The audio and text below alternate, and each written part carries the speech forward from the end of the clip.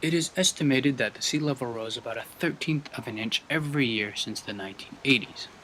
It is also estimated that the sea level has risen 4 inches over the past century.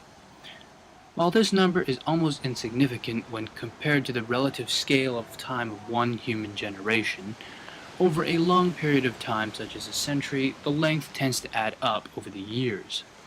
However, if one were to look at the trends of sea level rise over the past century, one would eventually find that since the 1980s, average sea level rise is nearly twice the average of preceding years.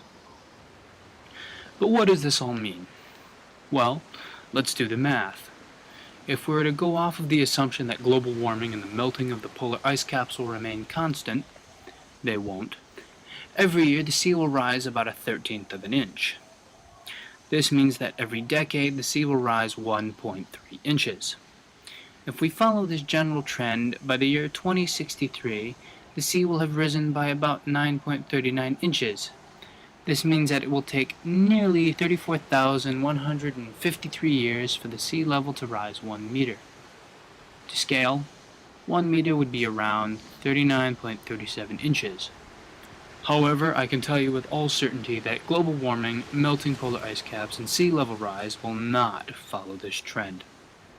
By the year 2063, the sea will have risen almost a full meter, and due to melting polar ice caps and rising sea levels contributing to global warming, the average rate of sea level rise per year will be increasing exponentially.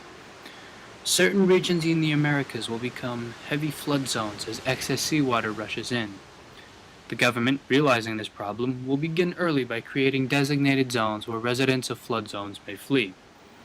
This will prevent unnecessary crowding and tensions in previously populated areas as residents of flood zones move out of their old homes and move into new ones.